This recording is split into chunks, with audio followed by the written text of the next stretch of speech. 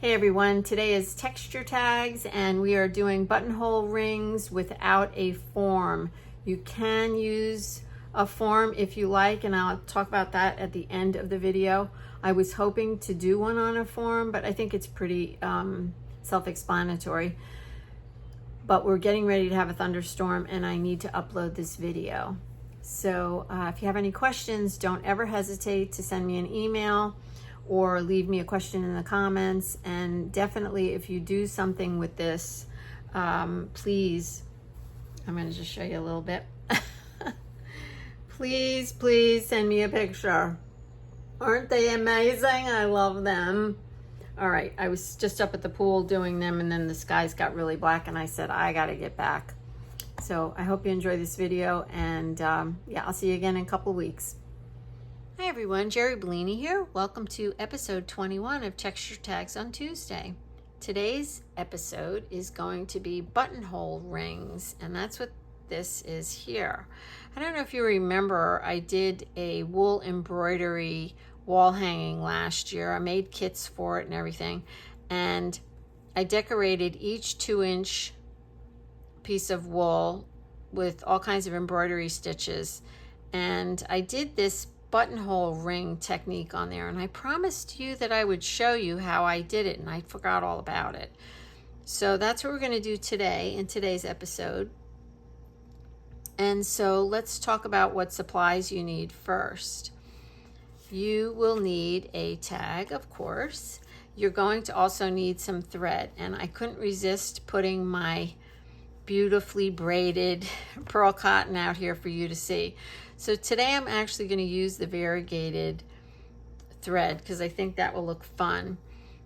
And I'm using a size 5. So you don't want to use a really thin thread. If you're going to use floss, you might want to use all 6 strands or maybe 4 strands. You'll have to experiment with it. I haven't made one with the embroidery floss yet. I use the pearl cotton all the time. Don't use a really thin thread because you'll be doing this for hours. So thread, you need some kind of a round form because that's going to be the diameter of your ring. Okay, so anything that you have that's round, a dowel would be perfect. I did grab this pencil because it's round and it's smooth round, and it doesn't have like an eraser on the top. You don't want anything to get in the way up here. Now I was going to use this glue stick because it's a really nice size, but when I started fooling around with it, you really couldn't see what I was doing because of all the writing on here. So I am going to go with this little bit of a bigger ring. And as I said, dowels would be amazing. You can actually even do this on your finger. So let me show you how easy it is to take a thread out of one of these braids. You just pull on it. It does scrunch up your thread a little bit, but then you just pull it right back into shape, and it's awesome. So now I can just shove that out of the way. And you're going to need a needle and of course a pair of scissors or snips. The needle, I tried this technique with a tapestry needle, but the needle was too thick and I had a hard time getting it under the string, and you'll know what I'm talking about in a second. So you'll probably have to use a needle with a point, and I'll talk about piercing your thread in a minute. You're not going to put a knot at the end of your thread. You're going to instead use a piece of Scotch tape, which I'm just grabbing right now, and leave yourself a tail, a decent sized tail, so you can needle up this tail to weave the end of your thread in. You don't really want to do knots on this. All right, so now the first thing you're going to do is, if you're right-handed, you're going to go counterclockwise. So we have to wrap a couple of lengths of thread around here, but you do want them to be flat. So you don't want to just go like that. okay? And if you're right-handed, as I said, you're going to go counterclockwise. If you're left-handed, you're going to go clockwise. So I'm going to, because I'm right-handed, I'm going to go counterclockwise. And you want to lay the strings next to one another. And you don't want to pull this super tight, but you don't want it to be loose and fall off. So however many times you wrap your thread around this, that's how thick your ring's going to be. So you see how thick this ring is? And this is really narrow. Okay, so I'm going back to the beginning. So I've got 1, 2, 3, I got 4 here. So we're going to actually, now we're going to do the buttonhole stitch on here. So remember I was telling you about the blunt needle, and so you don't pierce your thread. Well, another way to not pierce your thread is to put your needle under there and then move it. If it doesn't want to move, see, like that one's stuck, that means you pierced it. So just redo it again, and if you can go like that, you're good to go. And then you're just going to take your thread and wrap it around your needle, and it's going to create a little loop there. And that's your buttonhole stitch. So you don't want to pull it extremely tight. You don't want to pinch these threads here. You want them to all lay flat. So I'm just going to put my needle up there, and do check it every time you stick your needle up there. Do check it. Take a minute and check it, because as soon as you don't check it, it's going to pierce your thread. Okay, and you just kind of make it go down. You want to try to keep these close together, and you want to try to keep your stitches even, your tension even. Now if this gets in your way, just put another piece of tape and put it up in there, or you can hold this like that. You can do this however you feel comfortable, and I like to hold mine like this. So I'm going to put that up there. I'm going to double check, and I'm going to wrap the thread around. And I'm going to pull it close. And I'm just going to keep doing that. Double check, wrap, pull. This is a really nice project to do in front of the television. It really just doesn't require any effort or concentration or anything. See, now I'm a little stuck, so I know I pierced something, so that's good.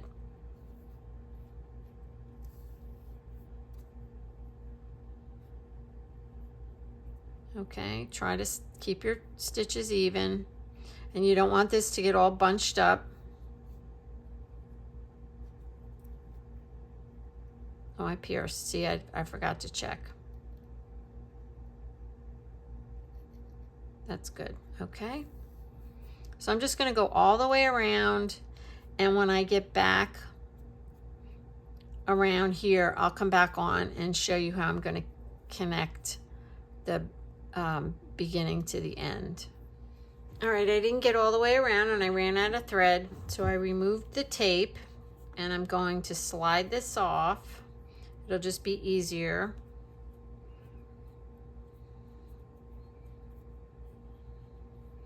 Okay, and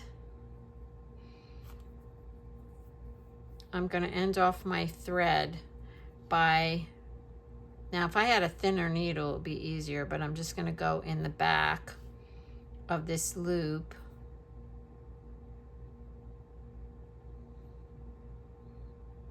And I'm just going to run my thread inside there. Just make sure that when you're doing that, you're staying on the inside. Okay, so just flip it over and just double check it.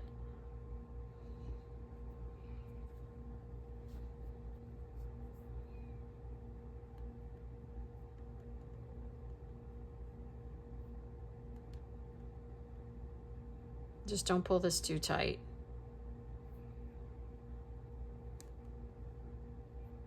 Okay, that looks good. So now I'm just going to slip my needle off, and trim it. Now this loop is really big. This ring is quite big because I did it on this form. When you make a smaller one, you likely won't even have to, you know, add a thread. Now, since I have this off and in my hand, I'm just going to slide some of these stitches down.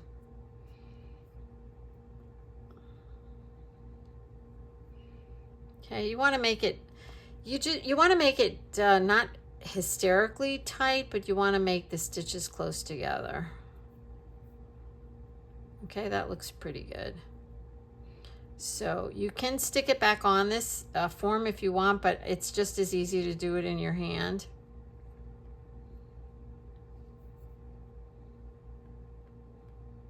All right, so now I have to rethread my needle with a new piece of thread. Okay, and I'm going to, now remember this is where we started, and this is where we just ended.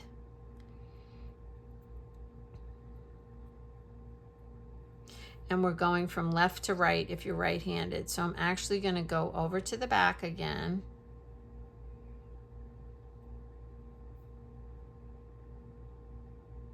And I'm just going to go through.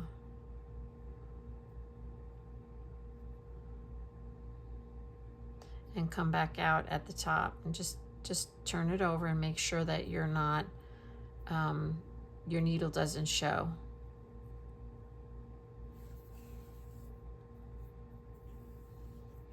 And I'm just going to pull it.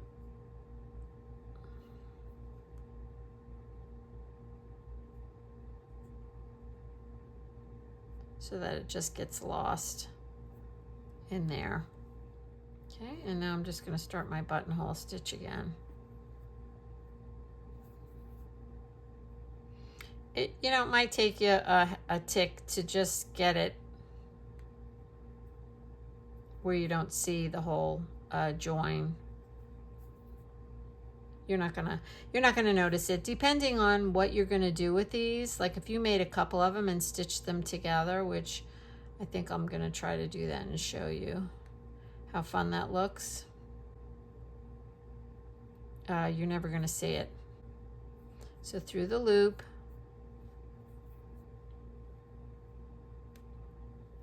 like that,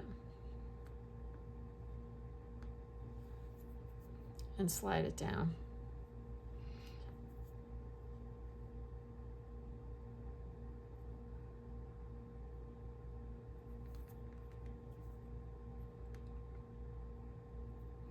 Okay, so I'm going to continue going all the way around.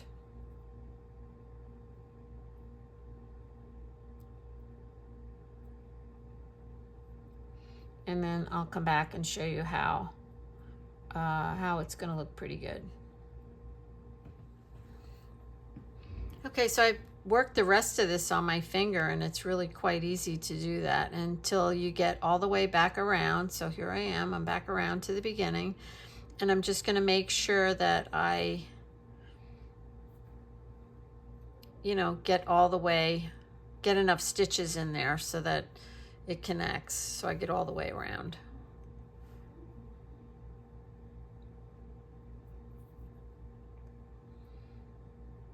I think I could probably put 2 more stitches in there, at least.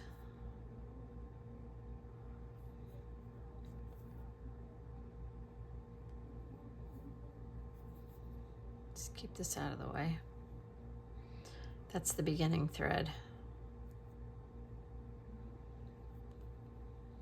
You can also do these buttonhole rings on a ring, and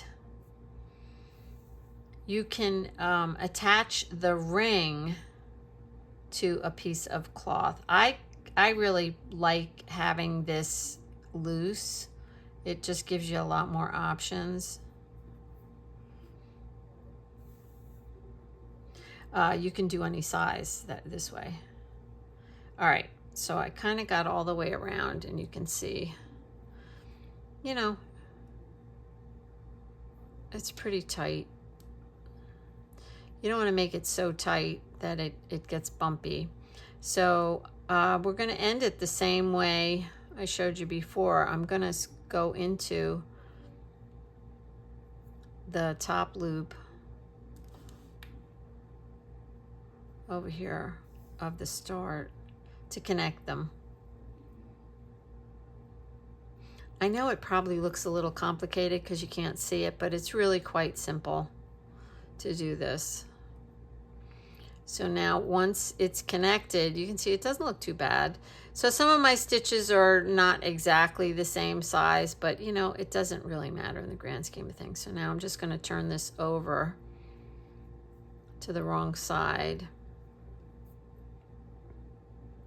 and go through just like I did before.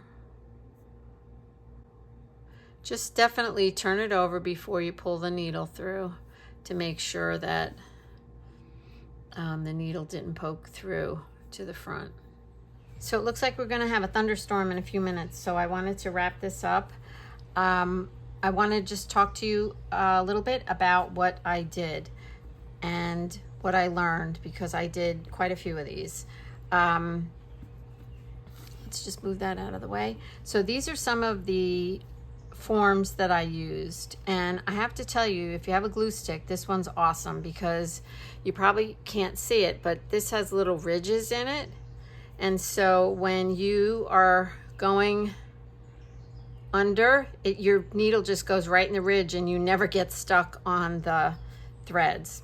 So I wanted to tell you that. But I used a Sharpie, I've used this, you know, these are decent sizes. These are like almost the same size. This pencil is very, very small. I wouldn't recommend you do it with something this small for the first one. And this one's really quite large. So something in between. I think this is a really good size. This is a small glue stick. All right, let me get that out of the way. Now, this was so fun to do. It is a little difficult if you have problems with your hands. Or, you know, you can't see really well. You might find it to be a little tricky, but I think, you know, it's worth a try. All right, so now let me show you how we can use this. So I have my tag over here off to the side. So I just wanted to show you how pretty this would look. Now I wanted to do some more colors, but like I said, we're gonna have a thunderstorm and I'm concerned about, and you have to excuse my hands, I have purple paint on them. I was painting my picnic table. So if you stitch these together, I did an orange one. I wanted to do some yellow and pick up the colors in this variegated. I'm loving this variegated thread for this. So I wanted to pick up some colors in the variegated threads. All right, so you get the gist, right? How cute that looks. This one was done with the pencil. And I have another really tiny one. I don't know what happened to it. I lost it. So you have to be careful when you're doing these things because they're really tiny. But I mean, that is super interesting. So you can do that, make a bunch of, make a bunch of them, and then just tack them together with matching thread. Or you can just take one and stitch it down, you know, to a patch or something, you know, a scroll, whatever you're going to do with it. And then you can put French knots in it. This can be the center of a flower. So let's just take one that's a little tiny bit smaller. So you can use this as the center of the flower, put French knots in here, and then make petals. You can put that on a scroll. You can line them up. Here, let's do it this way with the smaller ones. So you can line them up. For whatever reason, I don't know, I think just they're super fun and I think they're beautiful. So they're called buttonhole rings, and I do want to show you, if you wanted to do it on a ring, these plastic rings are really nice and they come in all different sizes. I have a link in my Amazon links for an assortment pack of these rings. So you could do it right on the ring, and then you could stitch the ring down to your cloth. Now I do like this because I can use my finger, and I did start using my finger. After you do a couple, you can really just start using your finger. But I don't know, I hope you found it to be interesting. And I did Google it. I didn't find anything where people didn't do rings. I didn't find any freeform ones. And you could like squeeze them into oval shapes.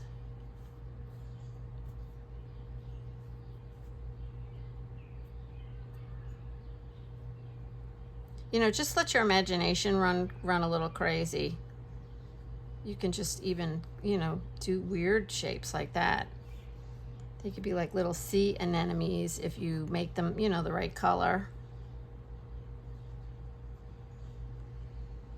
They could be, if you had them like in browns or natural colors, they could be like stones or rocks along a path. Okay, so there you go. That's your texture tag for this week. Let's grab the tag. These are buttonhole rings. I used pearl cotton size 5. You need a round form or your finger. You need a long needle. I used my Bowen needle, number 3, and I think I did pick up I have number 1s too. So I used both of those. Wind the thread several times around the form. I used 4 to get this thickness. And if you're right-handed, you want to wind it counterclockwise. I forgot to write down the piece of tape to tape down the string when you're starting. That's real important to keep that out of your way. Work buttonhole stitch from left to right if you're right-handed. Connect the rings or use as a focal piece. And I am going to write down some other ideas. So flower centers. What did I say? Stones, rocks. So like a path. And don't forget the tape. And then tape.